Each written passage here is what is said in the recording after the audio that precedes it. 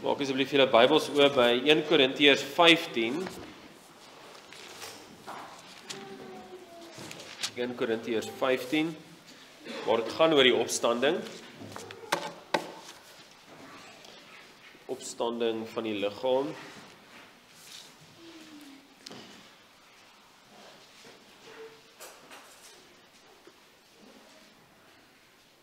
En ons lees daar vanaf vers 39.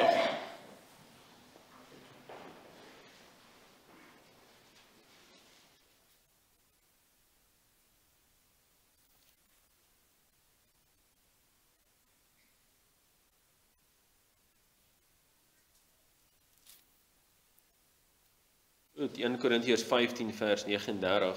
Alle vlees is nie dieselfde vlees nie, maar die vlees van mense is anders as die vlees van vee, en die van visse ander as die van voëls. En daar is hemelse liggame en aardse liggame, maar die heerlikheid van die hemelse is anders as die van die aardse. Anders is die heerlikheid van die son, en anders die heerlikheid van die maan, en anders die heerlikheid van die sterre, want die een ster verskil in heerlikheid van die ander ster. So is ook die opstanding van die dode. Daar word gesaai in verganklikheid, daar word opgewek in onverganklikheid. Daar word gesaai in oneer, daar word opgewek in heerlikheid. Daar word gesaai in swakheid, daar word opgewek in krag. 'n natuurlike liggaam word gesaai, 'n geestelike liggaam word opgewek. Daar is 'n natuurlike liggaam en daar is 'n geestelike liggaam. So is daar ook geskrywe: die eerste mens Adam het 'n lewende siel geword, die laaste Adam 'n lewendmakende gees. Die geestelike ewenwel is nie eerste nie, maar die natuurlike daarna die geestelike. Die eerste mens was uit die aarde aards, die tweede mens is die Here uit die hemel. Soos die aardse mens was, so is ook die aardse mense, en soos die hemelse mens is, so is ook die hemelse mense. En soos ons die beeld van die aardse gedra het, so sal ons ook die beeld van die hemelse dra. Maar dit verklaar ek, broeders, dat vlees en bloed die koninkryk van God nie kan beerwe nie. Ook beerwe die verganklikheid, nie die onverganklikheid nie. Kyk, ek deel julle 'n verborgenheid, 'n geheimenis mee. Ons sal wel nie almal ontslaap nie, maar ons sal almal verander word. In 'n oomblik, in 'n oogwink, by die laaste bassein. Want die bassein sal weer klink, en die dode sal onverganklik opgewek word, en ons sal verander word. Want hierdie verganklike moet met onverganklikheid bekleed word, en hierdie sterflike moet met onsterflikheid bekleed word. En wanneer hierdie verganklike met onverganklikheid bekleed is, en hierdie sterflike met onsterflikheid bekleed is, dan sal vervul word die woord wat geskrywe is: die dood is verslind in die oorwinning. Dood, waar is jou angel? Doodryk, waar is jou oorwinning? Die angel van die dood is die sonde, en die krag van die sonde is die wet. Maar God sy dank, wat ons die oorwinning gegee het deur ons Here Jesus Christus. Daarom, my geliefde broeders, wees standvastig, onbeweeglik, altyd oorvloedig in al die werk van die Here, omdat julle weet dat julle arbeid in die Here nie te vergeefs is nie. Goed, en dan staan ons vanaand stil as tema by die Heidelbergse Katekisme Sondag 22, vraag en antwoord 57 en 58. Vraag 57 vra: watter troos gee die opstanding van die liggaam aan jou? Hoekom is dit vir jou goeie nuus? Hoekom bemoedig dit jou as jy hoor daar is die opstanding van die liggaam? En die antwoord, dat nie alleen my siel na hierdie lewe dadelik tot Christus sy hoof opgeneem sal word nie, maar ook hierdie selfde liggaam van my, deur die krag van Christus opgewek, weer met my siel verenig en aan die heerlike liggaam van Christus gelykvormig sal word. Dan vraag 58 vra: watter troos skep jy uit die artikel van die ewige lewe? Dat, aangesien ek nou al reeds die begin van die ewige vreugde in my hart ervaar, ek na hierdie lewe volkome saligheid sal besit. 'n Saligheid wat geen oog gesien, geen oor gehoor en in die hart van geen mens ooit opgekom het nie. om God daarin ewig te prys. So ons staan vandag stil by daardie tema, en ek het eintlik die tema van die preek gegee uit hoeveel dele bestaan die mens, want dit is nogal 'n vraag wat baie mense vra, en dit het implikasies dan ook vir hoe sien ons die opstanding van die liggaam en dan ook die ewige lewe. Wat beteken die ewige lewe? Hoe lyk die ewige lewe vir gelowiges? En ons gaan ook nou vanaand kyk na uit hoeveel dele bestaan die mens. Nou, laasweek by Sondag 21 het ons stil gestaan by die werk van die Heilige Gees, want dit is nou waaroor die artikels nou van die belydenis gaan. Daardie 12 artikels word ons opgedeel in God die Vader, God die Seun en God die Heilige Gees, en die Heilige Gees in ons heiligmaking is nou waar ons eintlik is. Sondag 21 het gegaan oor watter voordele het die weldade, dit wat Christus gewen het, wat se voordele dit nou vir my in hierdie lewe? So wat doen die Heilige Gees nou in gelowiges se lewe? En dan het ons bely, ons glo daar's 'n algemene Christelike kerk, so daar's hierdie kerk wat die Here red, en op verskillende plekke, tye, dit is die algemene Christelike kerk. Ons het bely die Heilige Gees werk ook so in gelowiges, dit pas die weldade van Christus toe in mense se lewens, en in so 'n mate dat daar hierdie gawes is wat gelowiges het, en dan het ons bely die gemeenskap van die heiliges, en dan het ons ook gesê, wel natuurlik is daar vergewing van sondes. Onthou, hierdie is alles die artikels van daai 12 artikels. Okay, nou vanaand staan ons stil by die twee laaste artikels, en dit is, ons bely die opstanding van die liggaam en die ewige lewe. Dit is daai twee wat ons bely, dit is wat ons omtrent elke Sondag bely. Die opstanding van die liggaam en die ewige lewe. So, eintlik, as mens daai terme hoor, dan dink mens, maar dit is die implikasies van wat Christus gedoen het vir na die lewe. Want ons praat van die opstanding van die liggaam. Ons gaan dit nie nou ervaar nie. Dit is wanneer Christus terugkom. En die ewige lewe is ietsie wat al reeds nou begin, maar die realiteit daarvan, die volmaaktheid daarvan is na ons dood is. Maar wat wel belangrik is dat ons kan nie daardie dinge wat Christus vir ons gewen het, die opstanding van die liggaam en die ewige lewe, nou skei, of nie skei van die realiteit wat ons nou in ons harte ervaar nie. En daar's 'n implikasie vir dit wat Christus gewen het vir ons na die dood. Daar's die implikasie wat ons nou daarvan het in ons lewens. Daar is troos wat ons hieruit kry, en ons gaan dit sien en wat dit is. Daar's nou betekenis van die realiteite vir ons nou. Die opstanding van die liggaam beteken vir ons nou iets. Die ewige lewe beteken vir ons nou iets. Dit is nie hierdie hipotetiese ding wat 'n vaar terme is, en ons moet dit nou maar net leer, en dit beteken nie regtig iets vir ons nie. Nee, dit het 'n vatbare betekenis vir ons nou. Goed, so vandag kyk ons na die opstanding van die liggaam en die ewige lewe. Een van die moeilike vrae onder gelowiges is die vraag oor die opstanding van die liggaam, maar in die sin, uit hoeveel dele bestaan die mens? En as daar gepraat word van die opstanding van die liggaam, wat gaan mens kry? Ons weet ons gaan liggame kry, gaan die liggame wees soos ons liggame nou, weet hoe werk dit? En gaan ons dan nog 'n siel hê en 'n gees? Weet uit hoeveel dele bestaan die mens nou? En uit hoeveel dele gaan die mens bestaan as Jesus terugkom? Wat is hierdie verhouding tussen liggaam en siel? Hoe werk hierdie? Wat bedoel ons as ons sê ons word na liggaam en siel gered?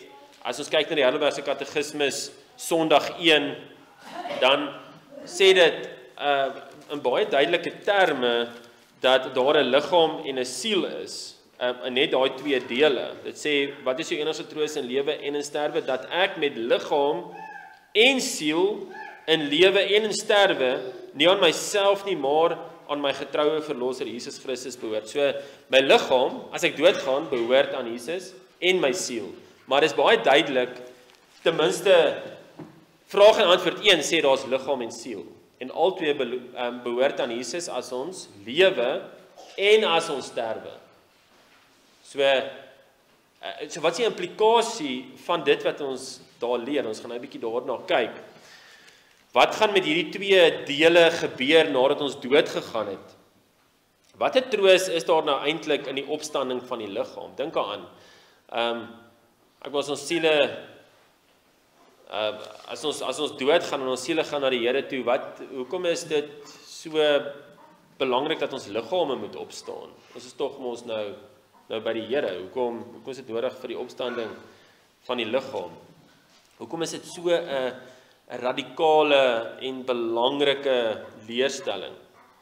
Maar kom ons kyk eers na die twee dele van die mens. Want dit is eintlik wat ons bely. Ons bely dit, waar kom dit vandaan? Want julle sal sekerlik weet, daar is mense wat sê daar's 3 dele. Die mens bestaan uit 3 dele. En ons, ja. Nou, daar is groepe wat byvoorbeeld sê die mens bestaan eintlik net uit 1 deel. Dis die Jehova Getuies. Die Jehova Getuies sê die mens bestaan nie uit 2 dele nie, maar net uit 1 deel. Vir hulle is dit nou natuurlik baie belangrik om dit te sê, want hulle glo nie in die hel nie. Ek weet nie of julle besef het nie, maar die Jehova Getuies glo nie in die hel nie. Hulle sê dat daar is nie 'n oordeel vir mense nadat hulle dood gegaan het nie. Daar's nie 'n oordeel oor die siel as mense dood gegaan het nie. En dis vir hulle eintlik belangrik om te sê daar is nie ietsie soos 'n siel nie. Vir hulle is die straf net om fisies dood te gaan. So as iemand doodgaan en hy was nou nie deel van die mense wat gered word nie, dan bly hulle net dood. Dit is die hel. So daar is nie hierdie plek waar die siel dan is en onder die straf van God gaan wees nie vir die Jehova Getuies nie. Volgens die Jehova Getuies gaan slegs die mense wat Jehova gekies het om op te wek, nuwe liggame kry. So die mense gaan net nuwe liggame hê. Liggaam en siel word nie geonderskei nie. Natuurlik is daar ook die 144,000 wat hulle aflei uit Openbaring, wat opgewek gaan word as geestelike wesens. So hulle gaan ook nie liggame hê nie. So dit al hierdie teorieë om sin te maak van die skrif, maar dit wyk natuurlik baie sterk af van wat die skrif baie duidelik vir ons leer. En dit is dat ons uit liggaam en siel bestaan, dat daar 'n ewige straf is. Die liggaam en die siel gaan dan uiteindelik in die hel wees, die wat nie na Jesus toe bekeer het nie. Ons sien dit byvoorbeeld die 2 dele en ook dat daar hierdie ewige straf is, sien ons in Matteus 10 vers 28, waar Jesus sê, moenie vrees vir die wat die liggaam doodmaak, maar die siel nie kan doodmaak nie. Want dit gebeur, as jy nou onder vervolging is, dan kan 'n regering of mense wat jou aanval, kan jou liggaam doodmaak. Maar wat Jesus sê, moenie vrees vir die wat jou liggaam kan doodmaak nie. Waarvoor jy moet pas op is dat jy moet hom vrees wat die siel sowel as die liggaam kan verderwe in die hel. En wie is dit? Dit is die Here wat mense se siele en hulle liggame kan verderwe in die hel. So daar's duidelik 'n hel. Ons duidelik die wat nie die Here vrees nie, die wat nie bekeer na Jesus toe nie, hulle gaan werklik na liggaam en siel in 'n fisiese plek wees, die hel. En ons sien dit ook met die ryk man en Lazarus, daai verhaal wat Jesus vertel, waar daar 'n duidelike plek is, waar die ryk man is, teenoor Lazarus, wat dan in die hemel is. En dit lyk tog asof daar 'n mate is wat hulle bewus is van mekaar. So daar is 'n fisiese hel. So dis net baie misleidend wat die Jehova Getuies daar leer. Prediker 12 vers 7 sê en die stof jy gaan en die stof na die aarde terugkeer soos dit gewees het en die gees na God terugkeer wat dit gegee het. So wat hier gesê word is jy het gees en dan jy het 'n liggaam. En die liggaam as jy dood is, gaan na stof toe keer, maar die gees gaan na God toe. So daar is duidelik daai twee gedeeltes, Prediker 12 vers 7, 2 Korintiërs 4 vers 16. Daarom gee ons nie moed op nie, maar al vergaan ons uiterlike mens ook, nogtans word die innerlike mens dag na dag vernuwe. So daar is ook baie duidelik hierdie twee dele aan die mens. En natuurlik hierdie twee dele, die liggaam en die siel, bestaan in 'n eenheid wat interaksie met mekaar het. Ons kan nie die twee dele van mekaar skei nie, ons kan dit net onderskei. Ons weet nie presies wat die wisselwerking is tussen die siel en die liggaam nie. Die Here het nie vir ons so presies geopenbaar nie, maar ons weet dit is daar. Ons kan nie die twee dele skei nie, maar ons moet dit onderskei. Daar is hierdie eenheid in twee of twee in eenheid, kan mens amper sê. Maar die vraag bly nog steeds, maar wat van ander teksgedeeltes wat tog lyk asof die Here leer daar is 3 gedeeltes aan die mens. Want daar is mense wat dit leer. En verse soos 1 Korintiërs 15 vers 44 waar gesê word 'n natuurlike liggaam word gesaai, 'n geestelike liggaam word opgewek. Daar is 'n natuurlike liggaam en daar is 'n geestelike liggaam. Goed, hierdie is bietjie makliker om te beantwoord. Ons gaan nou by 'n moeiliker verse uitkom, maar die argument is hierso maar goed, daar is hierdie verskil in liggame. Jy het die natuurlike liggaam en jy het 'n geestelike liggaam en omdat daar 'n verskil is in liggame, moet daar 'n verskil wees tussen gees en siel. Maar goed, dis nie eintlik 'n baie goeie argument nie, want dit is baie duidelik in die Grieks dat die twee woorde wat daar gebruik word vir liggaam, of die liggaam en liggaam is dieselfde Griekse woord, in albei gevalle, soos dieselfde liggaam wat opgewek word, is net dat die liggaam wat vir hierdie lewe gemaak is, die liggaam waarmee ons nou sit, gaan getransformeer word in 'n nuwe aarde omgewing om te lewe. Dis al wat gesê word met 'n geestelike liggaam. Okay. So daarin is redelik maklik. Die moeiliker verse is die volgende. Eerste ene is 1 Tessalonisense 5 vers 23.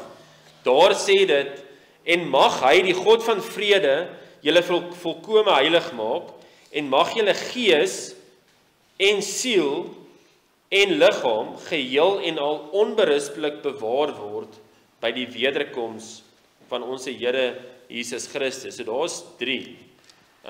Dit praat van mag julle gees en siel en liggaam geheel en al bewaar word. Nou, die argument is dat ons het hierdie en tussen die 3 woorde gees en siel en liggaam en dit dui dan dat ons hierdie aparte dele besit, ten minste 'n gees en 'n siel en dan ook 'n liggaam. Nou die teenargument, en ek dink meer die Bybelse argument, is dat hierdie en dui nie op verskillende dele nie, maar eintlik, dit beskryf eintlik die mens. Dit is amper soos wat Jesus daar in Lukas 10 vers 27 sê, jy moet die Here jou God lief hê, uit jou hele hart, en uit jou hele siel, en uit jou hele krag, en uit jou hele verstand. So dit sê net met alles moet jy die Here lief hê. Dit is dieselfde in 1 Tessalonisense 5 vers 23. Dan Matteus 22 vers 37 sê baie dieselfde, sê jy moet die Here jou God lief hê met jou hele hart en met jou hele siel en met jou hele verstand, maar dit los die krag uit. Met jou hele krag, met al jou krag. Dan Markus 12 vers 30, ruil die verstand en die krag om, jy moet die Here jou God lief hê uit jou hele hart en uit jou hele siel en uit jou hele verstand en uit jou hele krag. Markus 12 vers 33 sê ook maar dieselfde. Die ander aanduiding in 1 Tessalonisense 5 vers 23 is dat die Here maak ons volkome heilig, so dit wys na die eenheid. So die hele mens word bewaar, en dis wat ons dan, hoe ons daai gees en siel en liggaam kan verstaan. En onthou, hoekom hierdie 'n belangrike leerstelling is, en dat mens besef dat die liggaam nie uit 3 dele bestaan nie, is dat al baie slegte afleidings uit hierdie 3 dele ontstaan. Byvoorbeeld, dan sal mense gesê het, die siel is en die liggaam is die wat die effek van die sonde dra, die gees is die wat geen sonde effek het nie. En dat dit is eintlik in 'n mate die nuwe mens, of dit is wat nog oorgebly het in die mens, 'n goed wat oorgebly het in die mens, maar dit raak dan aan die totale verdorwenheid van die mens. Ons hele wese is verdorwe. So dit is 'n belangrike leerstelling met slegte implikasies as mens nie daaraan vashou nie. Maar kom ons behandel die tweede moeilike vers wat baie keer gegee word vir die 3 dele van die mens. Hebreërs 4 vers 12.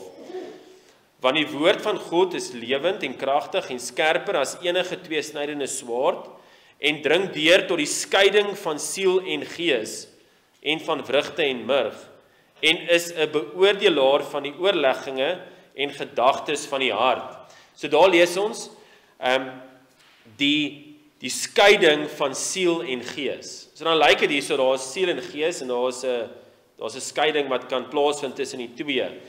Nou, wat hierso belangrik is dat as mens kyk na die Grieks daar, die skeiding is van toepassing op beide siel en gees. In die sin, as jy die Grieks lees, dan sê dit, die woord van God skei die siel en die woord van God skei die gees.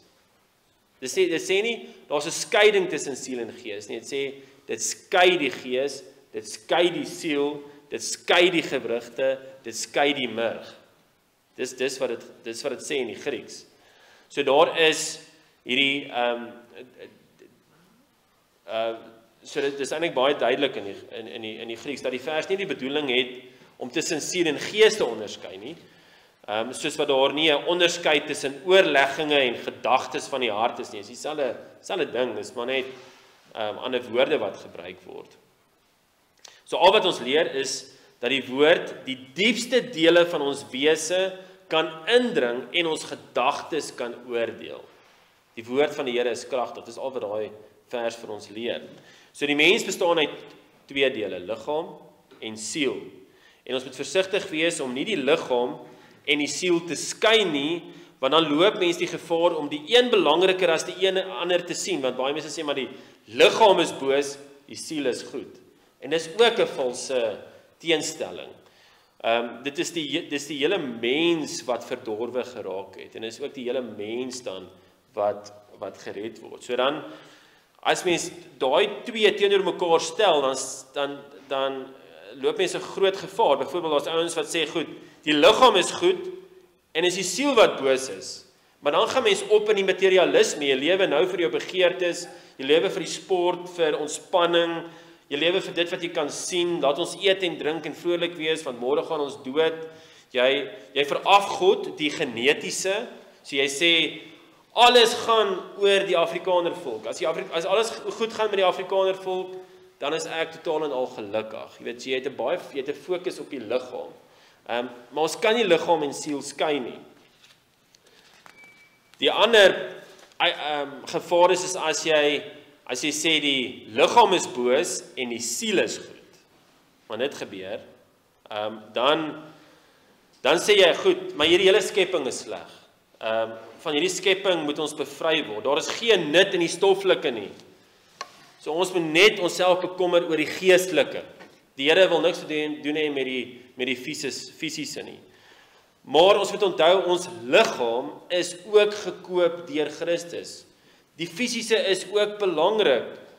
Jesus het vlees geword en met sy kosbare fisiese bloed betaal. Die woord het vlees geword. So die teenstelling is nie tussen gees en stof of tussen natuur en genade nie, maar die teenstelling is tussen sonde en genade. En daai is wat ons altyd moet onthou, Filippense 1 vers 21, want vir my is die lewe, die liggaam en die siel, alles wat ek sien, vir my is die lewe Christus en die sterwe is wins. Goed, so ons weet die liggaam bestaan uit 2 dele. Die vraag is, as ons sterwe nou, wat gebeur dan met hierdie 2 dele? En wat gebeur by die opstanding? Want dit is uiteindelik waar ons nou moet uitkom. So na die gelowige sterf, word die siel na die Here geneem. Daar is nie iets soos 'n sieleslaap nie. Want dit word ook baie keer geleer, is dat daar's hierdie sieleslaap, amper hierdie niks wat gebeur, totdat Jesus terugkom. Maar dit is nie waar nie. Ons het juist hierdie troos dat ons by die Here Jesus gaan wees, soos Jesus vir daardie sondaar aan die kruis gesê het, voorwaar ek sê vir jou, vandag sal jy saam met my in die paradys wees.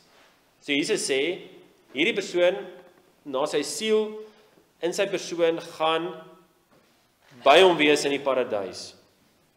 So watter troos, vraag 57, watter troos gee die opstanding van die liggaam aan jou?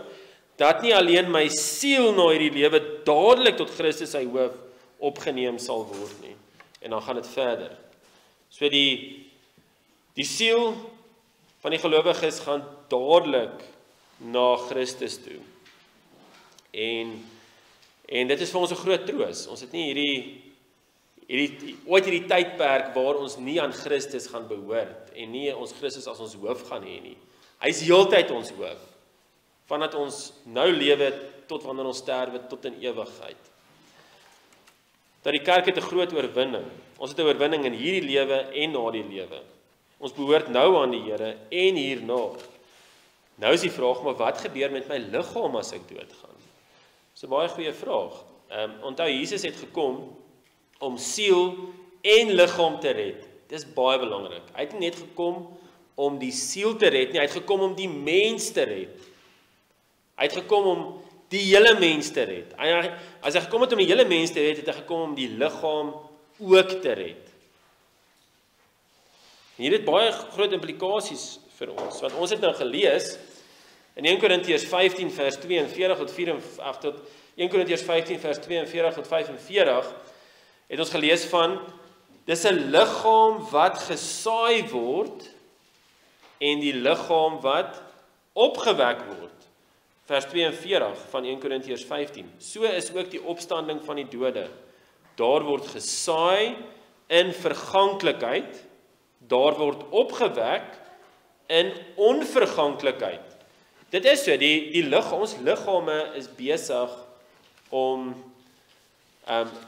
te verouder, soos mens oud word. Dit is die effek van die sondeval. En ons is onderworpe aan verganklikheid. So, daardie liggaam word gesaai, as jy nou begrawe word in verganklikheid, en dan word jy opgewek in onverganklikheid. Dieselfde liggaam.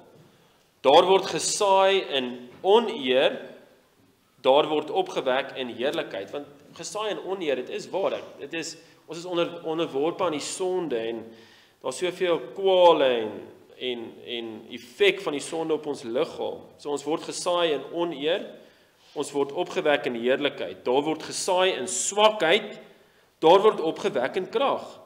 'n natuurlike liggaam word gesaai, 'n geestelike liggaam word opgewek. Nou onthou weer eens daar, dit gaan nie oor 'n geestelike liggaam is nou 'n liggaam wat nie 'n fisiese liggaam is nie. Dit gaan ons steeds 'n fisiese liggaam wees, want dit is dieselfde Griekse woorde wat gebruik word. Dit is net die geestelike liggaam wat opgewerk gaan word, gaan 'n liggaam wees wat nou op die nuwe aarde kan lewe in heerlikheid saam met Jesus. Daar gaan geen meer effek van sonde op daardie liggaam wees nie. Dis al wat gesê word deur 'n geestelike liggaam gaan opgewek word. So daar's 'n natuurlike liggaam en daar's 'n geestelike liggaam. So is daaroor geskrywe, die eerste mens Adam het 'n lewende siel geword, die laaste Adam 'n lewendmakende gees. Onthou, hierdie eerste mens Adam sy lewende siel in daai opsig is hy mens, hy Hy het ook geval in sonde en ons saam met hom, maar die laaste Adam wat Jesus is, hy is 'n lewendmakende gees. So dis hy wat nou lewend maak. Dis hy wat mense 'n nuwe mensheid gee. So hier word die eerste en die tweede Adam met mekaar vergelyk. Die eerste Adam het 'n lewende siel geword en die laaste Adam 'n lewendmakende gees. Adam kry die lewe van God, maar nou gee Christus die lewe. Adam het 'n lewende siel geword, onderworpe aan verandering as gevolg van die sondeval, maar Christus bring nou die lewendmakende gees, die Heilige Gees. Christus is die onveranderlike en hy gee die ewige lewe. Ons is in 'n baie beter situasie as Adam. Ons siel word nou in 'n oomblik verander as ons doodgaan. Want dit is Jesus wat daai verandering bring en ons word soos ons daai verandering ondergaan as ons doodgaan, word ons verander om ewig te lewe sonder verandering. Dit is wat Jesus gedoen het. Hy is die lewendmakende gees. Hy is die tweede Adam. Die eerste Adam het 'n natuurlike liggaam gehad, aan die verandering onderworpe as gevolg van sonde, maar die gelowige kry 'n geestelike liggaam wat jy van die laaste Adam ontvang. Jy ontvang dit van die lewendmakende gees en daardie liggaam sal nie verander nie, want dit sal nie kan verander nie. So dit het vir ons 'n groot implikasie vir hoe ons moet dink oor begrafnisse en verrassing. Want as ons begin by 1 Korintiërs 15, dan lees ons daar die beeld van jy saai in verganklikheid en jy wek op in onverganklikheid. So dan is dit, die beeld is dan wanneer daar 'n begrafnis plaasvind, is dit die liggaam wat neergelê word soos 'n saad in die grond, en dan weet jy daai hoop dat eendag wanneer Christus kom, gaan hy daardie liggaam dan in onverganklikheid gaan hy daardie liggaam opwek. Natuurlik, as mens nou dink oor 'n verrassing en ons verstaan van dat Jesus gekom het om ons liggaam en siel te red en dat ons in lewe en in sterwe aan Jesus behoort na liggaam en siel, beteken dit wanneer ons doodgaan, dan behoort ons liggame ook nog aan Jesus en hy moet besluit wat oor daai liggaam gebeur. So ons kan nie net 'n liggaamskending doen nie. Ons mag nie verbrand nie. Jy mag nie 'n liggaam verbrand nie. Daar's straf selfs deur die owerheid. As jy liggaamskending doen, dan is daar 'n straf vir dit. Die ander voorbeelde wat ons uit die Ou Testament uit kry, is God wat Moses se liggaam begrawe het, daar in Deuteronomium 34 vers 5 en 6. Ons sien dit ook uit die kerkgeskiedenis dat gelowiges is deur die eeue deur hulle geliefdes begrawe. Abraham het baie moeite gedoen om 'n begrafnisplek vir Sara te verkry. En onthou, in daai tyd was daar al reeds lijkverbranding gewees, maar is eintlik baie duidelik in die kerkgeskiedenis dat die gelowiges het begrawe. Maar dit gaan oor daai beeld van dit gesaai in verganklikheid en opgewek in onverganklikheid. Josef se liggaam is lank bewaar om begrawe te word. Doelbewuste verbranding van die liggaam in die skrif is met oordeel vereenselwig. Daar is 'n geval in die skrif waar mens afleiding kan maak as gevolg van siekte, dan het hulle die liggame moes verbrand, maar dit is as gevolg van die siektes en die pes of wat ook al wat daar was. So die gegevens is dat wat ons sien in die skrif is die Here ag die liggaam en die siel belangrik voordat ons doodgaan en nadat ons doodgaan. So wat 'n troos is daar nou eintlik daarin dat die liggaam opgewek gaan word? Wel, hierso is nou die ding, is dat daar is heerlikheid vir alle gelowiges by die opstanding van die vlees. So wanneer Jesus die tweede keer terugkom, gaan hy alle vlees opwek maar die gelowiges sal verander word. Dit is wat ons daar gelees het in 1 Korintiërs 15 vers 51 tot 54. Waar Paulus skryf, ek deel aan julle 'n verborgenheid mee. Ons sal wel nie almal ontslaap nie, maar ons sal almal verander word. In 'n oomblik, in 'n oogwink, by die laaste bassein, want die bassein sal weer klink en die dode sal onverganklik opgewek word en ons sal verander word. Want hierdie verganklike moet met onverganklikheid bekleed word en hierdie sterflike moet met onsterflikheid bekleed word. En wanneer hierdie verganklike met onverganklikheid bekleed is en hierdie sterflike met onsterflikheid bekleed is, dan sal vervul word die woord wat geskrywe is, die dood is verslind in die oorwinning. Die sonde-effek gaan nie meer daar wees nie. Dit is ons groot troos. Christus self is opgewek, hy is die hoof van die liggaam, daarom sal ons ook opgewek word en sal ons 'n liggaam hê soos hy in die sin dat ons sonder sonde en sonder effek ons gaan 'n verheerlike liggaam hê. Ons het die beeld van die aardse gedra, dan sal ons die beeld van die hemelse dra. Ons sal gelyk aan Christus self wees. Ons sal ons liggaam en ons siel sal soos ons verlosser wees. Die hele mens is dan gered, sonder sonde. En ons kan dan opsom in vraag en antwoord 57. Watter troos gee die opstanding van die liggaam aan jou? Dat nie alleen my siel na hierdie lewe dadelik tot Christus sy hoof opgeneem sal word nie, maar ook hierdie selfde liggaam van my. Hoor julle wat bely word? Dat hierdie selfde liggaam, hierdie liggaam, daai selfde liggaam van my, gaan deur die krag van Christus opgewek, weer met my siel verenig en aan die heerlike liggaam van Christus gelykvormig sal word. En die feit dat ons sê hierdie liggaam van my gaan opgewek word, het soveel implikasies en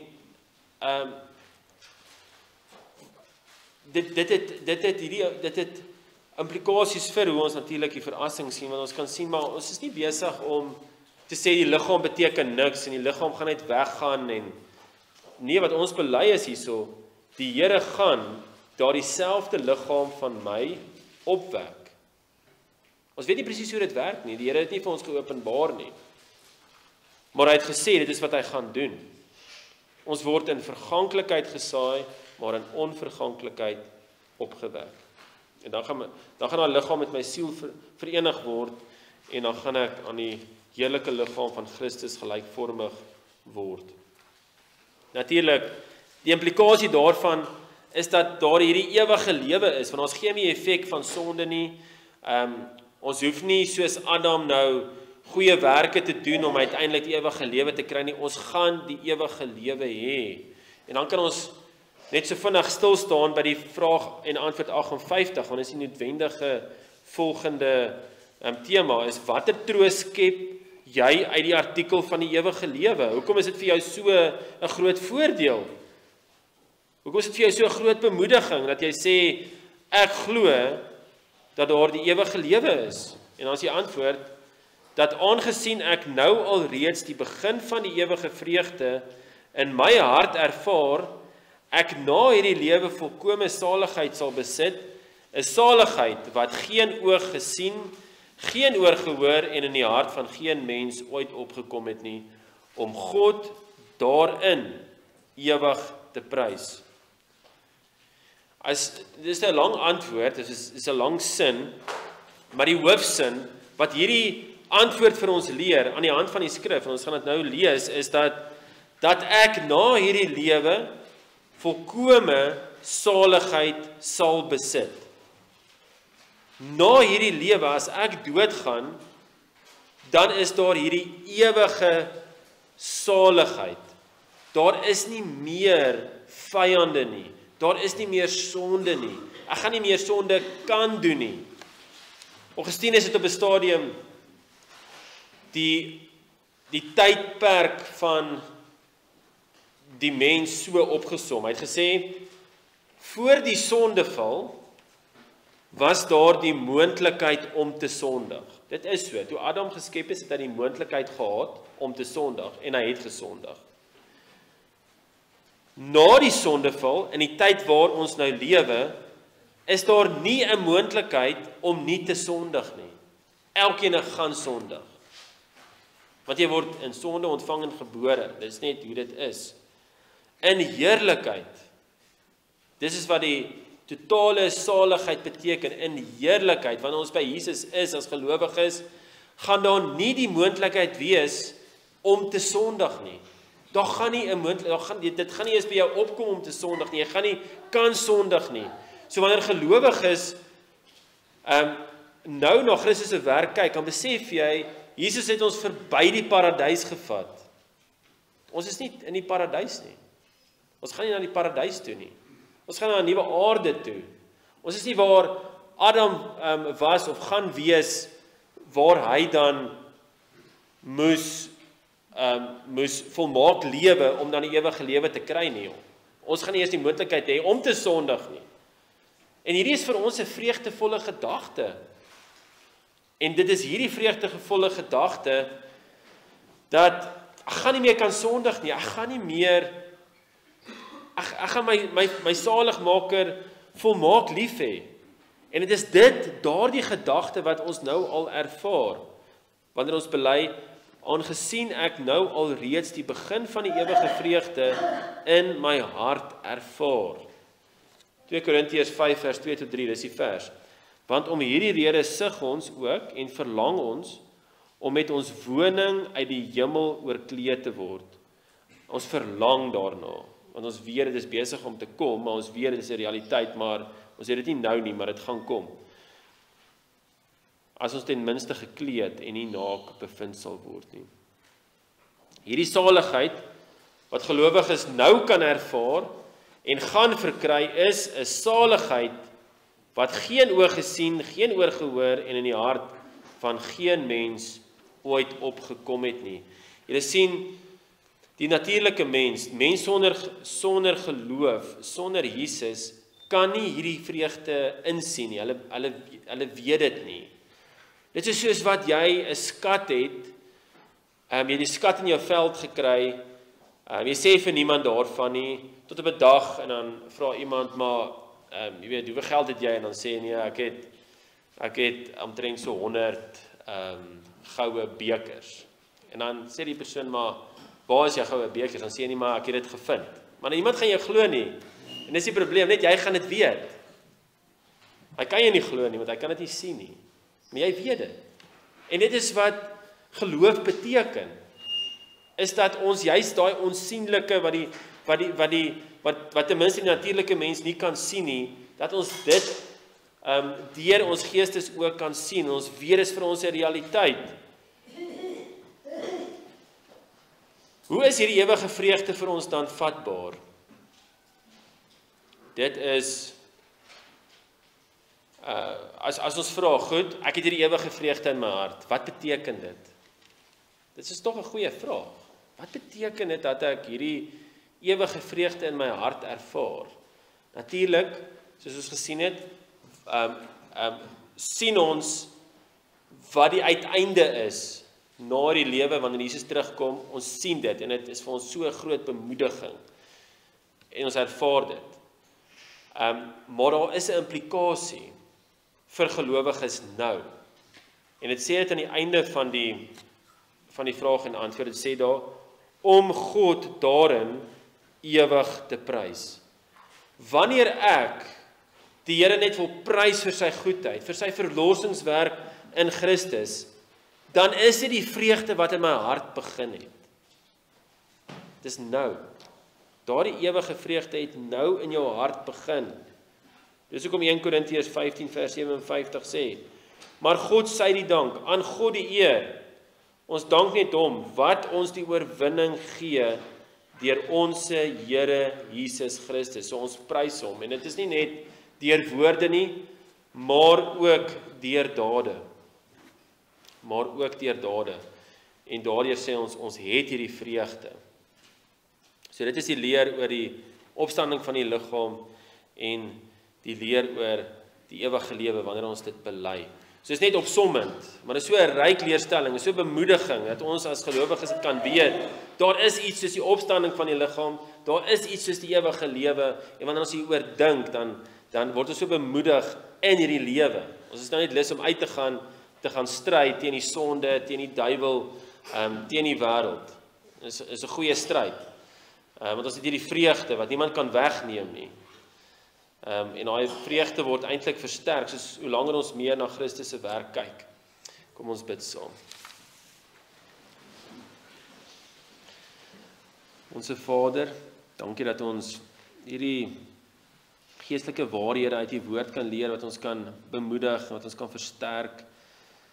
Dankie dat ons kan sien wat Jesus kom wen het, dat die realiteit van sy oorwinning nou vir ons ook baie prakties is en dat ons die ewige vreugde nou kan ervaar in ons harte, dat ons nou U wil prys, dat ons weet ook niks kan ons uit U hand uitruk nie, dat ons weet ons gaan vir ewig by U wees, dat ons kan ook uitsien wanneer ons liggame in heerlikheid saam met ons siele verenig sal word, dat ons net kan ook uitsien na Jesus wat weer terugkom, wat die nuwe aarde en hemel gaan inlei, dat ons daar vir ewig saam met U kan lewe.